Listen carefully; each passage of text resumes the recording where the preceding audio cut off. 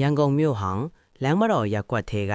ကိုလိုနီခေတ်လက်ရာအိမ်ကြီးတစ်လုံးရှိတယ်။ထိုအိမ်ကြီးကိုလူအနှဲငယ်သာဝင်ရောက်ရဲကြတယ်။ညအချိန်ရောက်လင်ဒုတိယထပ်ကြွေပြားဟောင်းများပေါ်မှာခြေထံပြီး၍ကြပြာရက်တန်ကလေးတစ်ခုကြားရတတ်သည်ဟုအချို့ပြောကြတယ်။တညသောအခါ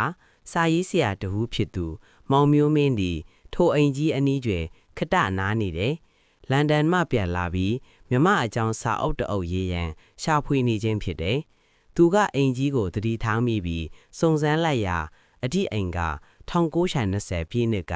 ထင်ရှားခဲ့သောကြပြဆရာမတဦးရဲ့နေအိမ်ဖြစ်ကြောင်းသိလိုက်ရတယ်။ထိုကြပြဆရာမက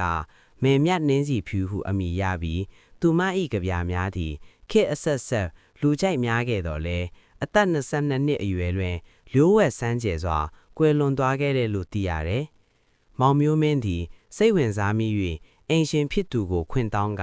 အိမ်ထဲသို့ဝင်ခွင့်ရလာတဲ့။ညနေဆောင်အချိန်မှာသူကဒုတိယထပ်ရှိစာကြည့်ကန်းဟောင်းတဲတွင်စာအုပ်များလှုံလို့ကြည့်ရှုနေစဉ်ရုတ်တရက်အေးမြသောလေတစ်ချက်လှုပ်လာပြီးစာအုပ်အဟောင်းများထဲမှာနှင်းစီဖြူပွင့်ချုပ်တစ်ပွင့်လှုပ်ရမ်းချလာတယ်။မင်းငါကြပြတွေကိုဖတ်နေတာလား။အထံကပါးလွာ၍ဝေးကွာတကယ်တော့ကြားရတယ်။မောင်မျိုးမင်းလှည့်ကြည့်လိုက်ရာဖန်သားပြင်ကဲ့သို့ဖြော့တော်သောအယုတ်ဆုံးတစ်ယောက်စာအုပ်စင်ဘေးတွင်ရပ်နေတာ။သူမက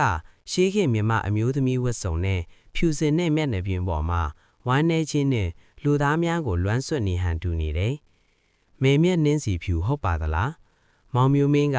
ရဲရဲဝံ့ဝံ့မေးလိုက်တယ်။ဟုတ်ပါတယ်။နှစ်ပေါင်းသေးလာကြော်ပြီးဘသူမှငါကြပြတွေကိုမမိတော့တာမရှိသလောက်ပါပဲ။သူမရဲ့အတန်မှာလွမ်းဆွတ်မှုပြေးနာနေပြန်တယ်။အချိန်အတန်ကြာနှုတ်ဦးစကားပြောကြရာမှာမောင်မျိုးမင်းသိရသည်မှာ